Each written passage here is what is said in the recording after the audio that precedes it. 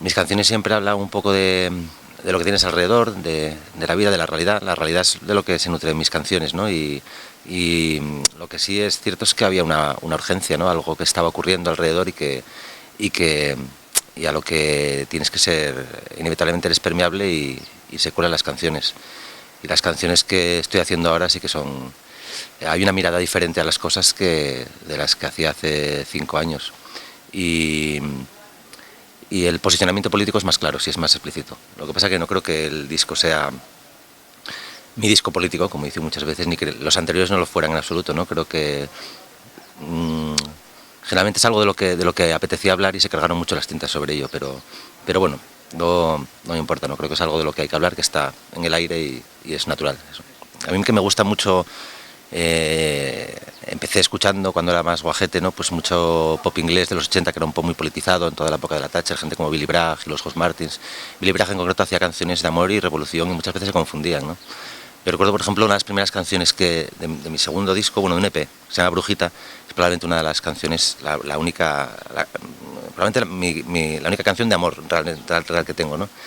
Pero, pero recuerdo lo que me provocó esa canción, ¿no? Que fue que yo tenía una relación con una chica que estaba en Gijón y se fue a Madrid a trabajar en la industria discográfica, ¿no? Y me acuerdo de todo de cuando me llamaba, ¿no? Y estaba en Madrid y todo lo que me contaba de todo el ambiente que tenía en el trabajo, la presión que tenía, salía de casa a las 8 de la mañana, llegaba a las 9 de la noche llorando siempre, ¿no? Un ambiente súper machista, los jefes, todos los directivos de Sony, era la multinacional, eran unos hijos de puta. Y me acuerdo que me provocó tanta rabia, ¿no? Que empecé a escribir esa canción, que hay una frase que es brujita, me irrita la gente maldita que trata de hacerte sufrir, ¿no? Entonces realmente había algo político en esa canción, que fuera una canción de amor, ¿no? Y luego pensando además en perspectiva, pues me doy cuenta de que toda aquella época, ¿no? Estábamos viviendo ese mito un poco de la clase media, ¿no? De la gente que iba a trabajar, por ejemplo, en este caso, a la industria discográfica y te decían, pues tienes un puesto que se llama Product Manager, que vas a trabajar con grupos, porque trabajaba en el departamento internacional, con grupos internacionales, vas a conciertos, vas a fiestas, no sé qué, pero te pagan una mierda, en realidad trabajaba muchísimas horas, era toda una especie de espejismo, estaba viviendo en un precariado, encima en un sector en el que pues, no estaban sindicatos, ¿no? Ahí tenías que buscarte la vida y enseguida los echaron a todos en tromba, ¿no? Cuando la industria del disco pues, fue un poquitín decayendo. Y viéndolo en perspectiva, pues me doy cuenta que esa canción también habla de aquello. Entonces, bueno, ya te digo, ¿no? Creo que toda la música tiene una dimensión también social, habla un poco de la vida, ¿no? Y la vida es todo eso. En cajas de música, ¿no? También está Gangbang, que me acuerdo que fue una canción, que la primera canción que hice, que recuerdo que lo que me estaba un poco fascinando en un sentido negativo, casi no, era un poco pues hacia dónde estaba yendo un poco el mundo globalizado, ¿no? Y como todo era, estamos viviendo en las ciudades pues como todo era mercancía, ¿no? Y como las personas eran también mercancía y ese mundo un poco tan deshumanizado pues me empujó a hacer esas canciones y otras. Lo que pasa que sí que es cierto que en aquella época tenía una mirada diferente a la que tengo ahora, una mirada un poco más distanciada, más cínica, porque en esos años éramos todos un poco cínicos, ¿no? Estábamos un poco imbuidos pues de esta cosa de que no sé, de que todo había muy poca sensación de comunidad, de lucha colectiva, ¿no? Eso fue una de las grandes victorias del neoliberalismo, ¿no? Pues crear esa conciencia hiperindividualista en la gente, y entonces a la hora de hablar de esas cosas pues hablaba de una manera bastante más, ya te digo, más distanciada que como lo hago en canciones de este último disco, y eso sí que cambia, la mirada ha cambiado, pero esos temas también estaban, claro, en algunas canciones. Antes era más pesimista. Yo recuerdo justo, por ejemplo, antes del 15M, de hablar así con amigos, y yo tenía una visión muy pesimista de que no iba a pasar nada, no iba a haber realmente una revuelta como la que hubo, o por lo menos una no sé, una explosión social, ¿no? y un cambio en el clima político y social, y una manera diferente de la gente de pensar las cosas, de autoorganizarse. Eso yo la verdad es que no te creas que lo veía venir, ¿eh? Yo era un poco más pesimista. De hecho, en mis canciones el pesimismo está muy presente, ¿no? Mis primeros discos, también en Asturias, pues hay un pesimismo endémico del que yo me di cuenta que tenemos que desembarazarnos de él, ¿no? Porque no lleva a ninguna parte, pero también Asturias siempre fue una región en crisis, ¿no? Ya con la reconversión industrial golpeó muy duramente, y eso es lo que yo viví desde que era guaje, y de hecho la crisis, cuando estalló la crisis esta última de 2007, pues en realidad la gente de mi edad ya se había ido de Asturias. Volvió alguna gente que ya no tenía trabajo en los sitios a donde había ido y volvieron a sus hogares maternos, pero esa situación un poco de crisis ya la vivíamos ahí y creo que está presente en mis canciones, pero con una visión bastante negativa de todo eso, ¿no? Ahora, por ejemplo, hay alguna gente nueva en Asturias, ¿no? Y están, por ejemplo, Pablo and Destruction, gente que tiene una especie de sentimiento un poco diferente, ¿no? Una especie de rollo muy asturiano, pero a la vez un poco mirando hacia adelante y un poco más punk, más combativo, y eso me gusta, pero yo no puedo decir tampoco que lo viera venir, ¿no? Sí que es cierto que había cosas, recuerdo, pues por ejemplo, en aquellos años, 2003-2004, yo colaboraba bastante con la Dinamo, con un espacio de acción cultural que había en Madrid, y bueno, pues hice algunos conciertos para ellos, colaboraba en la revista, y la verdad es que era un oasis, ¿no?, dentro de lo que ocurría en Madrid en aquellos años, que eran los años del Aznarato y tal, y de alguna manera fueron precursores de otros tipos de movimientos sociales que luego y culturales que surgieron más adelante, que están ahora en boga. Entonces bueno, pues aquello nos gustaba, pero era una cosa como que sí, que se veía como una especie de foco de resistencia, no como algo que realmente estuviera tan presente en los bares y las ciudades y los barrios como está ahora. Yo la verdad es que me gustaba mucho el concepto de independencia porque, ya te digo, ¿no?, lo que te decía antes, yo venía pues a escuchar a todos los grupos estos del indie americano, inglés, de los 80, que bebían también un poco del punk, del do it yourself, de realmente crear una escena alternativa que fuera una alternativa realmente al mainstream. Y encima también, bueno, pues estaban bastante politizados, o por lo menos había una conciencia social. Ocurre cuando en España llegó el indie, coincidió también con un momento en el que se derechizó el indie ahí, por ejemplo, en Inglaterra, las islas, ¿no?, cuando empezó pues todo el Britpop, se empezó a cambiar un poco la actitud, el compromiso político de la música por un hedonismo y por otro tipo de actitud, y coincidió también eso con un momento en el que fueron muy patentes las victorias de la derecha, ¿no?, del neoliberalismo, como reprimió un montón de luchas sociales, de luchas obreras, y acabó destruyendo mucho tejido social e inculcando ese individualismo que al final creo que fue lo que primó en la escena independiente. Eso es lo que siempre discuto con Jota, ¿no?, que yo creo que se perdió la oportunidad de hacer algo no sé, mucho más cohesionado, ¿no?, que la escena independiente, que fuera algo en lo que hubiera más sensación de colectivo y de ser una alternativa al gran mercado, ¿no?, que siempre el mercado siempre es algo hostil para la cultura, aunque estemos en medio de él, porque sacamos discos y los vendemos y todo eso, pero el mercado opera en una dirección y la cultura opera en otra. Entonces tenemos que ser conscientes de que puede ser nuestro enemigo, y sin embargo yo creo que eso que no lo vieron muchos de los grupos y de los sellos independientes, y jugaron a ser estrellas del pop y del rock, y eso es una mierda, en mi opinión. Y yo creo que ahora está cambiando. Ahora ves a grupos así de que algunos grupos a los que se les critica de alguna manera, ¿no?, como Vetusta Morla, y en cambio están teniendo una actitud que no había visto yo en los 90 y en los 2000, ¿no?, grupos ellos, después del éxito de su primer disco, podían haber fichado por cualquier sello grande, cualquier multinacional, pero siguieron con una manera más autogestionada de hacer las cosas, y con una actitud que a mí me parece admirable, pero en realidad no hay una escena sólida, ¿no? Son grupos, pues eso, Vetusta Morla tuvieron la suerte de tener tanto éxito y poder hacerlo, pero alrededor no ves tampoco una escena, un tejido, digamos, ¿no?, de grupos, de bandas, no solo de grupos, ¿no?, porque las escenas musicales también tienen que ver con los medios de comunicación, con el circuito de salas. Cuando empezaba la escena independiente había una cosa muy chula, pues con los fanzines, con radios libres, pero todo eso al final se fue acabando, por lo menos minimizando, ¿no? Pues la gente de los fanzines acabó formando parte de una nueva generación del periodismo musical, pero bueno, que ya empezó a colaborar en medios un poco generalistas, o en revistas que ya estaban un poco formadas, y ya te digo, yo creo que se perdió esa oportunidad, y ahora yo lo que creo es que, bueno, que es un buen momento para hacer un poco, mirar hacia atrás y ser un poco crítico con ello, ¿no? Hubo muchas cosas buenas y grupos muy buenos y música muy buena que hay que rescatar, ¿no? Pero creo que es bueno también no ser demasiado autocomplaciente, ¿no?, con lo que hicimos, y ver un poco lo que se podía haber hecho. Hombre, los festivales, yo recuerdo, claro, cuando había un momento muy excitante cuando empezaron los primeros festivales, ¿no? Festivales como el Serie B de Pradejón, que fue un festival súper chulo, donde nos conocimos un montón de gente, de grupos, y se hacían las cosas no sé, de una manera así cooperativa, muy sencilla y todo muy chulo, ¿no? Pero luego me acuerdo cuando empezó Benicassim y las primeras ediciones, pero bueno, acabaron siendo un poco lo que son grandes empresas mastodónticas y son empresas que buscan rentabilizar un negocio. No se puede... no creo que... porque, no sé, los festivales también han traído consigo pues que desapareciera gran parte del circuito de salas, sobre todo los grupos extranjeros, ¿no? Pero bueno, tampoco critico eso. Yo entiendo a la gente que está en los grandes festivales, sobre todo, bueno, ahora Benicassim cambió de manos, no sé, pero el Primavera y tal, recuerdo pues cuando también empezó Gaby que programaban el NISA y lo hacen con muy buena intención, ¿no? Pero realmente no dejan de ser empresas mastodónticas y está guay tocar ahí y conocer a grupos, pero a la vez también cuando vas a un festival, pues bueno, ves una especie de ensalada gigante de buffet, ¿no? No acabas de ver a conciertos tan a gusto como los ves en una sala, no sé, no tienen el mismo impacto, ¿no?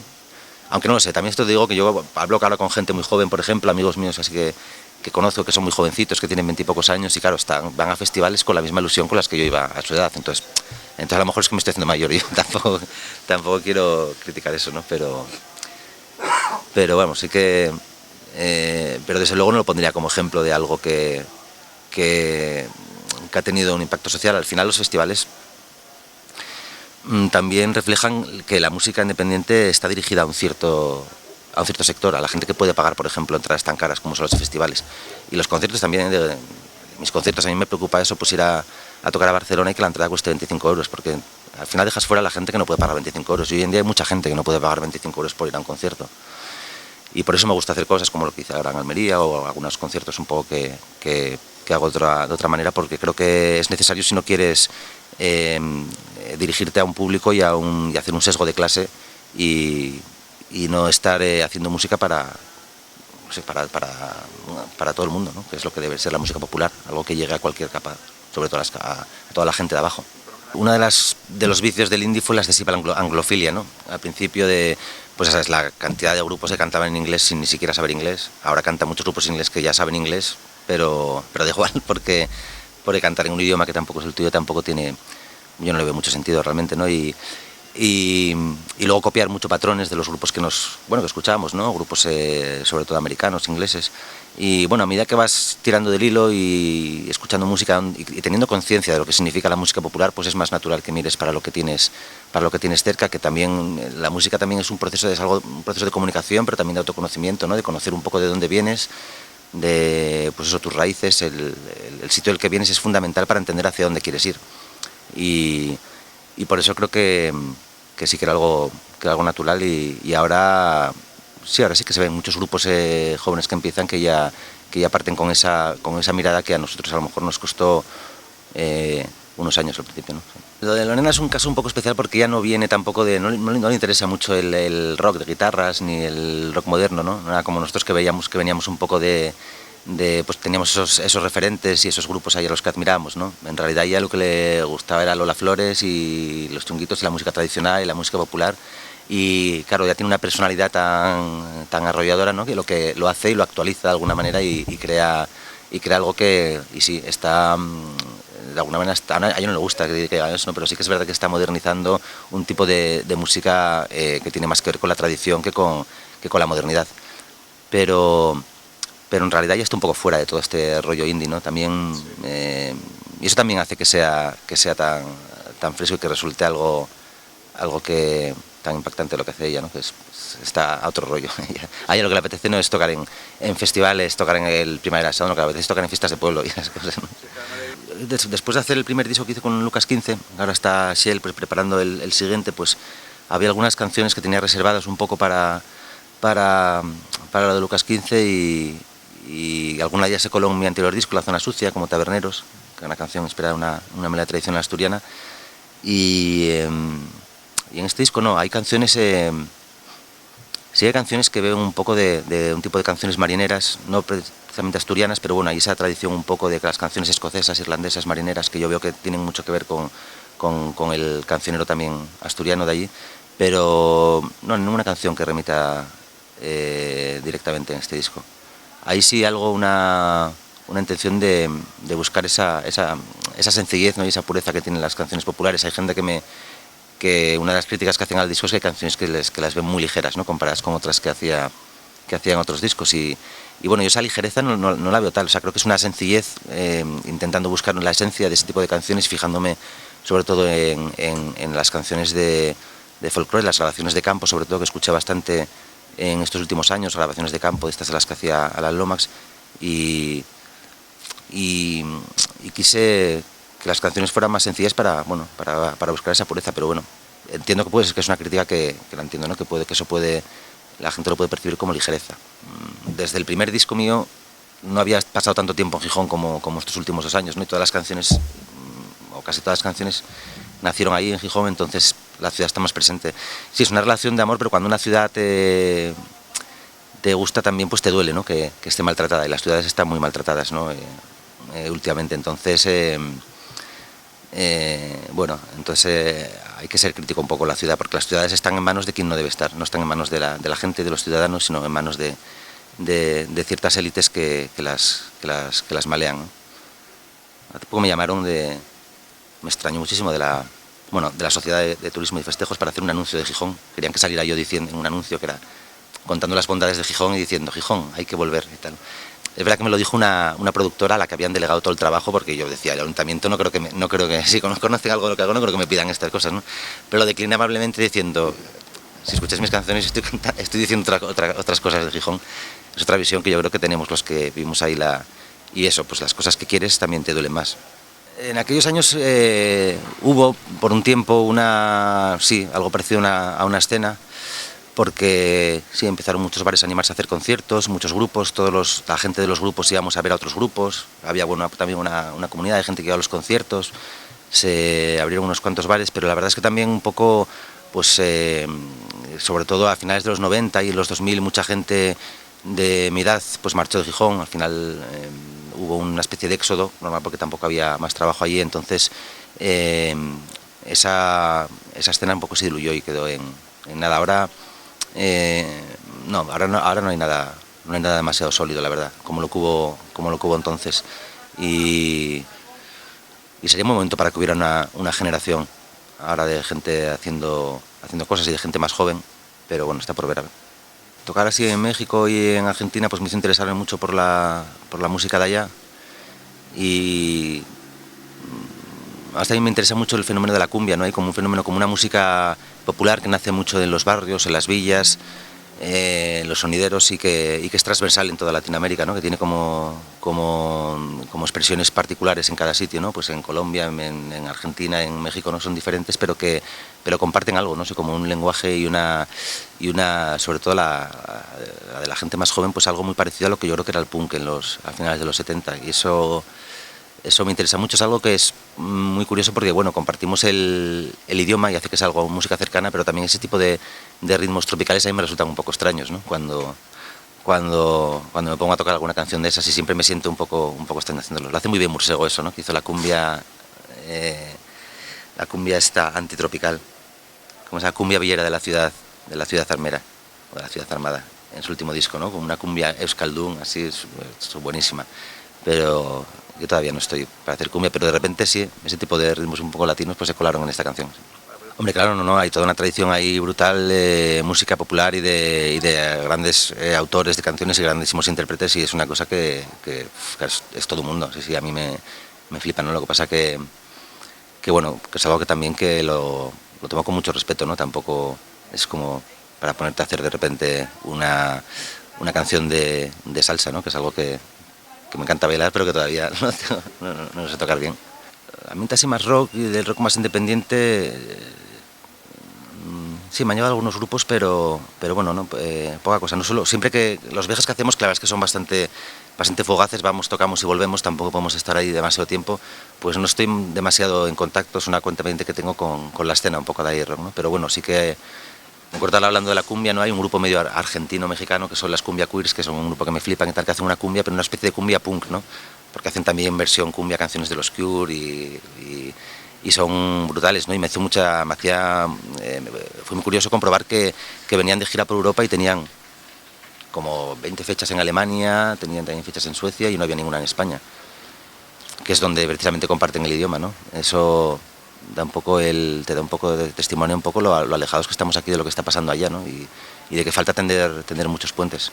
Se promueven algunos intercambios, pero la verdad es que es difícil. Sí es verdad que hay que mejorar un poco los puentes, ¿no? Pero, por ejemplo, ahí en el festival más grande, que es un festival inmenso que se llama Vive Latino, ahí en México es un festival exclusivamente de grupos, ¿no? De grupos latinos. Y eso es algo que, bueno, ocurre ahí. Aquí sí que ahí es donde tocamos por primera vez y se dan bastantes... y tienes oportunidad de tocar, pero bueno, también es una gran promotora y no es una... hay pocos puentes entre sellos independientes de aquí y de allá. Estamos demasiado lejos, pero también porque no hay una voluntad también de hacer ese esfuerzo, ¿no? Yo creo que es a lo que tenemos que tender, seguramente se dará. Esto fue un experimento que me propuso Avicine, el Festival Internacional de Albacete, y la verdad es que me apetecía mucho también homenajear a Mike Leigh, que es un director, uno de mis directores favoritos. Era algo, pues era toda una oportunidad, pero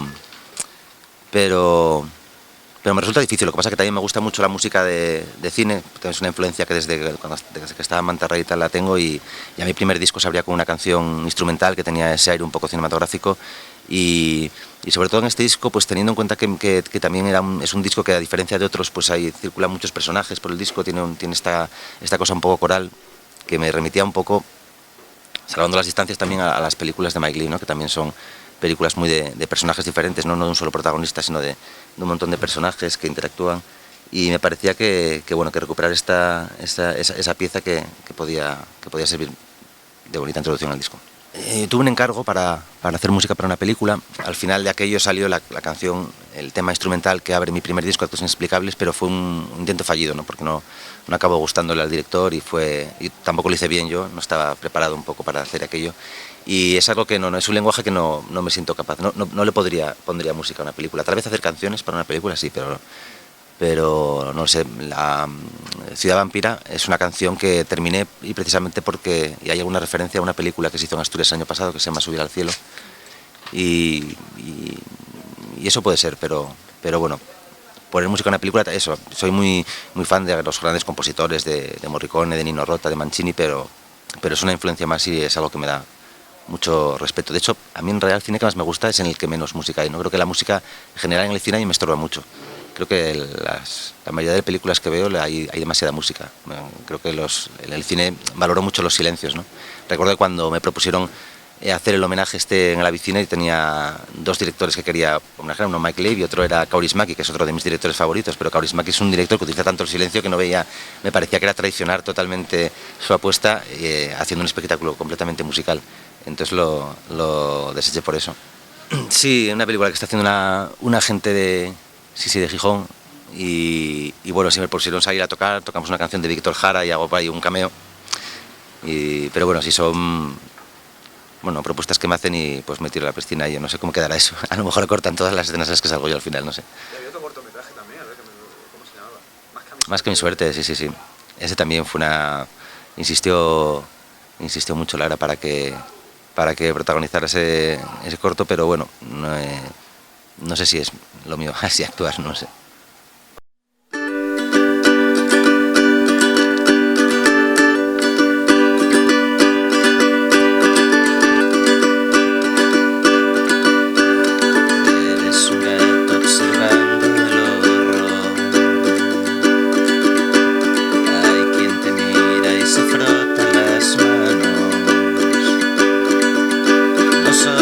Evitan la conversación, hay algunos que se arrojan desde el banco.